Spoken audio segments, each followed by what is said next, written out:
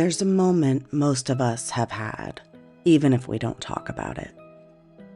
So you're standing in front of a mirror, maybe late at night, and the house is quiet, the light is low, and for just a second, your reflection doesn't feel like you. It's still moving, still blinking, still breathing, but something is off. The eyes hold your gaze too long. The expression lingers. And the longer you stare, the more you feel it. That thing is watching you back. Most of us look away immediately. We shake it off, we laugh, we tell ourselves, oh, we're just tired. But what if you didn't? What if you kept staring?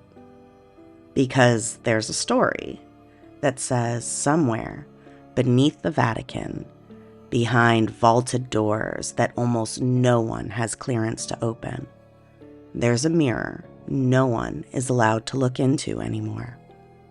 They say it mimics you at first, perfectly, and then it lags. Then it anticipates. And then, one day, it stops copying you altogether. And when that happens, you realize the reflection isn't you. It's something else. Something that's been learning. Horror has been telling this story for centuries. Not about mirrors, but about the fear that there's a version of you on the other side of the glass. A world just like this one, but wrong, darker, and less restrained. A world where the reflection doesn't have to follow you anymore. So before we go underground, before we talk about demon mirrors and vaults and forbidden objects, if you're near a mirror right now, don't look at it. Not yet.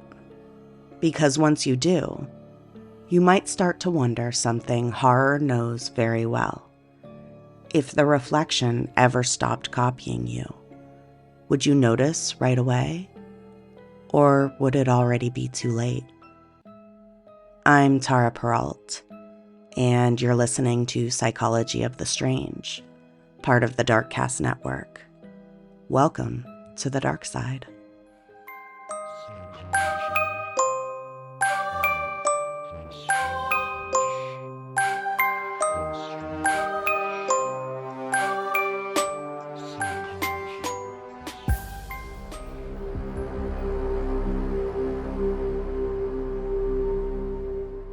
There are places beneath the Vatican that are locked, vaulted, accessible to almost no one, and only then with permission that might take years to obtain and can be revoked without explanation. The apostolic archives stretch downward like a second city, carved into stone. Miles of corridors, endless shelves, documents stacked so tightly that the walls seem to breathe. Letters from emperors, confessions written in trembling hands, accounts of miracles that were never approved, heresies quietly buried. The air is different there, heavier, cooler, and older. Sound behaves strangely underground. Footsteps echo longer than they should. Whispers carry farther than voices. And sometimes, archivists say, you hear movement where no one is walking. In one corridor, far below the public vaults, there's a door that does not bear a label. No date, no name, no warning. Just iron hinges worn smooth by age. Behind the door, according to a story that circulates quietly in certain corners of the internet and in darker academic circles, there's a mirror, not displayed, not studied, well, not anymore. It's hidden. Its name is the Necromantic Mirror of Floron. And here's the thing that separates this from ordinary ghost story territory. It's real. Not the Vatican vault necessarily, but the mirror itself. The ritual, the instructions, the name, those are documented. The Mirror of Floron appears in at least 6 surviving medieval manuscripts, all slightly different, all circling the same object. The best-known reference is Clem 849, the Munich Manual of Demonic Magic, a 15th century Latin grimoire that reads less like a book of spells and more like a field manual for people who had already decided the rules didn't apply to them. The instructions are very specific. The mirror itself should be small, polished steel, handled. It had to be forged by a smith who had been celibate for 9 days prior, in the first hour of a Friday, under a waxing moon. Around the rim, 10 sacred names, or demonic names, depending on your interpretation. In the center, inscribed into the metal, Floron's name. Floron, a demon, specifically according to the manuscripts, a demon who takes the form of a knight on horseback. The ritual for using the mirror was conducted at night, always at night. The mirror was anointed with oils, frankincense among them. Honey, milk, and wine were poured into the air as an offering. And then a virgin boy was brought in, bathed, dressed in fresh garments, and positioned before the mirror, because the magician could not look into it directly. Only the boy could see what the mirror showed. He would describe what he saw, Floron himself sometimes, a figure on horseback appearing in the polished steel, or a spirit sent by Floron, answering the questions the magician posed aloud. The mirror was a communication device, essentially, a scrying glass for reaching something on the other side. The frame bore symbols of lost angels, imprisoned spirits, beings that had been bound rather than destroyed. Contained, the way you would contain something too dangerous to kill and too volatile to release. Now, how does an object like this end up beneath the Vatican? The story goes that the church spent centuries doing something most people don't think about: cleanup. During the Crusades and the long stretch of medieval antiquity, the Templars were dispatched, and not always to fight, but sometimes to retrieve. Villages reporting mass destruction connected to a single object. Towns where something had gone wrong in a way that defied ordinary explanation. The church grew tired of these reports, tired of the chaos, and so they sent men to collect the problem, bring it back, and lock it up somewhere no one would be tempted to use it again. The Mirror of Floron, legend holds, was one of those retrievals. Cataloged, then uncatalogued, studied, then sealed, eventually moved so far below the public record that even its existence became a rumor. But rumors have a way of surviving seals. Those who claim to have encountered the mirror, in whatever form these accounts take, circulating in manuscript margins, describe something that goes well beyond simple distortion. The mirror shows you your own death, not as a prophecy, as a reflection. The version of your face at the end, hollowed, aged past recognition, wearing an expression you haven't learned yet. Or it shows you the shadow version of yourself, the one shaped by every impulse you've disciplined away, every moral compromise you almost made, every door you kept yourself from opening, standing there in the glass looking back. Some accounts describe temporary possession, a sudden displacement, a moment where you're no longer fully behind your own eyes. Others describe the mirror whispering, not loudly, just beneath the threshold of hearing. Forbidden knowledge, personal fears given form, secrets about yourself you hadn't consciously formed yet, hallucinations that felt more like memories. And all accounts agree on one thing. The longer you stood near it, the more it took from you. Not your sanity exactly, more like your certainty, the conviction that you were who you thought you were, that the life you'd built meant what you believed it meant. The Vatican sealed it because an institution, built on moral authority, cannot afford an object that dissolves moral authority on contact. And still, somewhere in the accounting of things the Church has collected and contained over 1,000 years of institutional power, somewhere in those sealed corridors behind the locked vaults, past the documents that were never meant to be found, the mirror waits, anointed with frankincense, inscribed with names no one speaks aloud anymore, Floron's name at the center.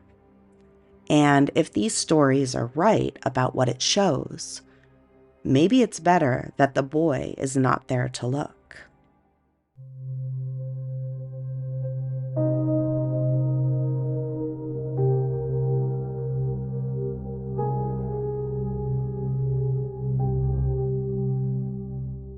There's a moment in mirror horror that never fails. The character looks at their reflection and something is off. Not enough to scream, not enough to run, just enough to make the stomach tighten. The reflection lags or smiles too late, or holds eye contact a half a second longer than it should. And in that moment, the mind does something ancient. It stops trusting the self. Because the deepest mirror fear isn't distortion. The idea that the reflection is not you, but something wearing you. This fear shows up everywhere. Mirrors, doppelgangers, changelings, possessed bodies, skinwalkers, mimics, doubles, inverted worlds. The reflection copies you perfectly until it doesn't. And the second it diverges, the spell breaks. That's when the terror floods in. Because if the reflection can move without you, the boundary between self and other has already collapsed. This taps into one of the most fragile assumptions the brain holds, that the body is owned by the self. We assume continuity, that the thing we see, feel, and control is us. But that assumption is a construction, and mirrors threaten that. When you look at your reflection, you're watching a body that moves like you, looks like you, responds to you, but is not felt from the inside. It is you, but from the outside. And that split creates a crack the mind can fall into. This is why mirror horror doesn't rely on gore. It relies on the wrongness. The mirror world looks almost like ours, but not quite. The lighting is colder, the smile is sharper, and the eyes are somehow emptier. The reflection that isn't you is terrifying because it suggests something worse. That you are not as singular, stable, or protected as you think. That your identity is a role that can be performed and then stolen. This is why mirror worlds in horror are always darker versions of ours. Not because evil lives there, but because restraint doesn't. In mirror worlds, the rules are gone. Impulse replaces morality. The mirror self doesn't have to explain itself, doesn't have to justify its choices. It doesn't have to be good. And that is exactly why it feels dangerous, because the mirror world is not a fantasy realm. It's the world you'd live in if shame didn't stop you, if reputation didn't matter, if moral stories fell apart under enough pressure. This is why the reflection often wants to cross over, to replace you, to step into your life, to take the body that still has consequences. Because the mirror self can only exist as long as the boundary holds. And when the boundary breaks, that's not just a scare, it's an existential threat. It says you're not essential, you're interchangeable. And that's the fear underneath the fear. So let's start with an uncomfortable truth. The Vatican mirror story doesn't need to be verifiable to be accurate. Because the function of the story isn't to report an artifact, it's to dramatize a human fear, that there's a version of the self we're not meant to encounter without protection. And the reason mirrors show up in myth, ritual, and horror across every culture comes down to one uncomfortable fact. A mirror is a technology that forces the brain to do something it was never built to sustain. It makes the self an object. We do this every day, technically. We glance, we adjust, we move on. The mirror is a tool, and we treat it like one. But the moment you stay, the moment you actually stare, the rules change. Your brain's not a camera. It's an inference engine. So what I mean is it doesn't record reality. It predicts it constantly, filling gaps between sensory data with its best guess about what should be there, what a face should look like, how it should move, what stays stable. When you stare into a mirror for an extended period, especially in low light, you begin to create the perfect conditions for that prediction engine to start misfiring. Micro movements in the eyes smear the stability of what you're seeing. The face becomes a living Rorschach. Features morph. The person looking back stops matching the internal model. This is documented. Giovanni Caputo's research on the strange face in the mirror illusion found that after just a few minutes of mirror gazing, participants reported seeing their own face morph into something unrecognizable, sometimes monstrous, sometimes a stranger's face entirely. It wasn't supernatural. What it reveals is something horror has always known. Reality is a controlled hallucination, a negotiated agreement between input and expectation. And a mirror held long enough breaks that agreement. The demon mirror in folklore is just that, an object that refuses to let the perceptual contract restabilize. And when the face in the glass won't hold still, something deeper comes loose. Because if the mind can't keep your own face coherent, what else is it failing to hold together? That's the question where the horror lives. It also lives in the structure of the self, which is more fragile than we like to admit. Most of what we call identity isn't a thing, it's a story we've stitched together across time. This is who I am, this is what I do, this is what I would never do. The story feels stable because we live inside it. We never really see it from the outside. But the mirror forces you outside. You're suddenly both the observer and the observed. And we're not comfortable in that double position for too long, because the mirror doesn't show the story. It shows the body that contains it. And when you stare long enough, you start to notice the gap between the narrative you live inside and the creature looking back. That gap is where people get unsettled. Not, I look tired or my face is asymmetrical. Something more primal. Oh, that's me. That's the thing that can do things. This is why mirror myths so consistently involve doubles, doppelgangers, reflections that move wrong. They're not just spooky tropes. they're the cultural encoding of a deep cognitive discomfort. The self does not feel like an object, and the mirror makes it one, and objects can be studied, judged, and even replaced. Which brings us to what the Vatican setting is actually doing in this story. The Vatican isn't just a location. It's an archetype.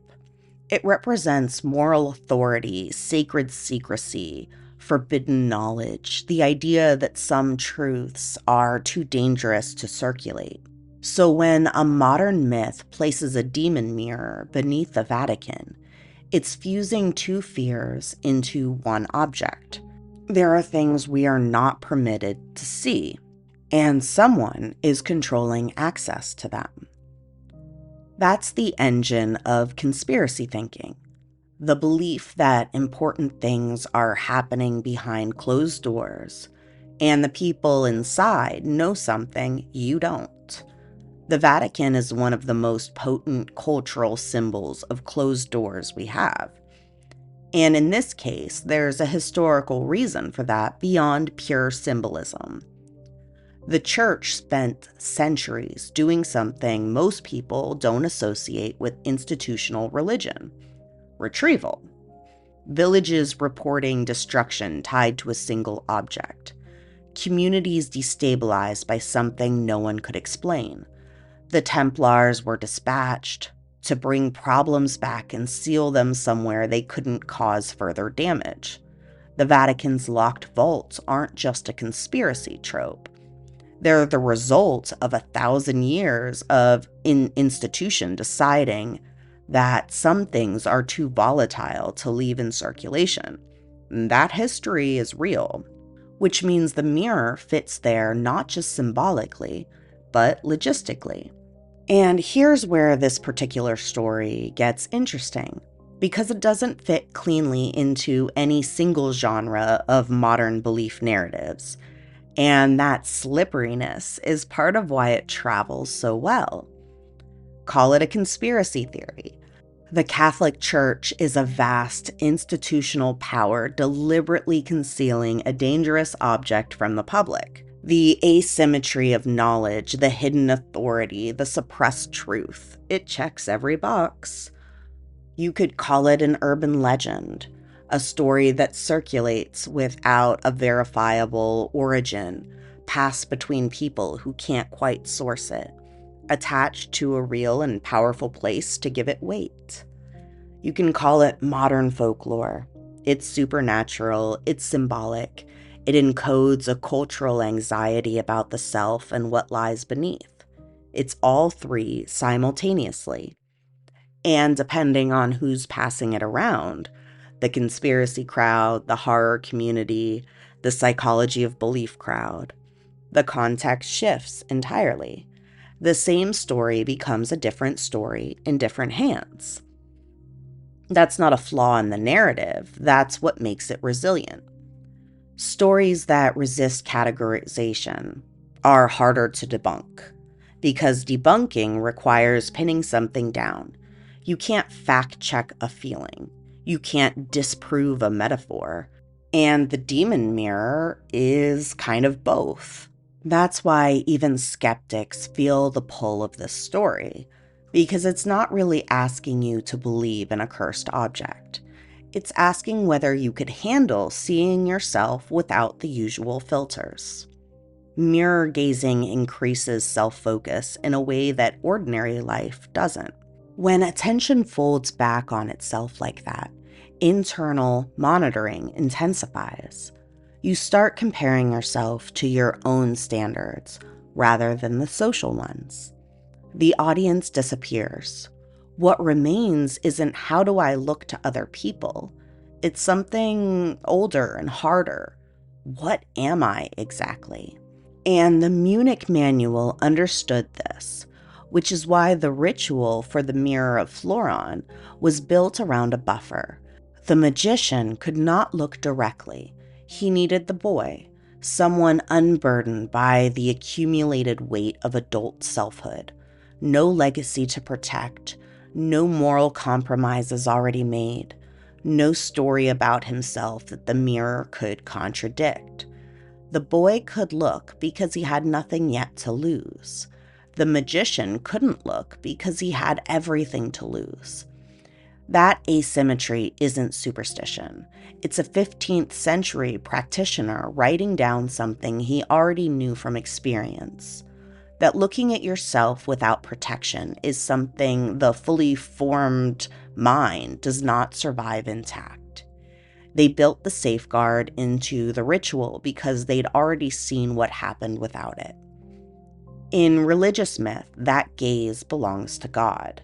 In horror, it belongs to a demon. In psychology, it belongs to the unfiltered self. It's the same function in a different costume. Terror management theory tells us that much of our behavior is organized around one thing: not thinking too hard about what we actually are: mortal, animal, and temporary. We build identities, legacies, and belief systems, these walls between the conscious self and raw biological fact. The demon mirror tears all of that down at once. It's just the thing in the glass looking back. And what that unfiltered self reveals when the mirror finally holds still enough to show it is the thing the demon mirror story has always been about underneath. Your goodness is contingent. The story we tell ourselves, I would never do that, I'm not that kind of person, is held together by conditions. Reputation, consequence, the presence of witnesses. Remove enough of those conditions and something else emerges. The ritual knew this. The magician who commissioned the Mirror of Floron wasn't asking to see demons. He was asking to see the future, hidden knowledge, answers to the questions that the ordinary world wouldn't give him. He wanted access to something beyond the sanctioned boundaries of what he was permitted to know. That desire to see past the limits of what you're allowed is not so different from what the mirror reportedly shows its victims. Both are about crossing a threshold the self was never meant to cross unprotected. And Floron himself is worth pausing on for a moment. A demon who appears as a knight on horseback, a figure with rank, with protocol, who operates through a hierarchy and answers questions through an intermediary. The mirror isn't just a portal to disorder. It's a structured channel to forbidden authority, which means the fear underneath this story isn't only about the shadow self. It's about who controls access to the truth and what it costs to go around them. And that's why the story travels, why it survives. A demon mirror is easier to talk about than moral fragility, than shame, than intrusive thoughts you've never confessed to anyone. Than the fear that you're not fully in control of the thing wearing your face. But let's be honest about something else too. Sometimes it's not that deep. Sometimes people share the demon mirror story because it's a great story. Because the brain likes to be scared in a safe container. To rehearse feelings of dread without the actual consequences. Protective fiction. Horror as a controlled dose of the thing we fear. We've always done this, gathered around fires to tell stories about things in the dark. Not because we're all in existential crisis all the time, but because it feels good to feel the chill and walk away. The demon mirror doesn't need to mean something profound every time it gets passed around. Sometimes it just means, wow, that was creepy, tell me another. So the story persists. Because the mirror is not just in the Vatican. It's in every bathroom, every dark hallway, every window at night when you catch your own reflection unexpectedly and for a half a second think, who is that? And in that half second, your brain remembers something ancient, that seeing yourself too clearly can be as terrifying as seeing a demon, because a demon is other. But the reflection, that's you. and you're the one thing you can never outrun. Well, I hope you enjoyed this episode, and if you haven't already, please click subscribe so you never miss an episode. And you can always find me on social media at PsychStrangePod for more strangeness between episodes. Until next time, stay curious and stay strange.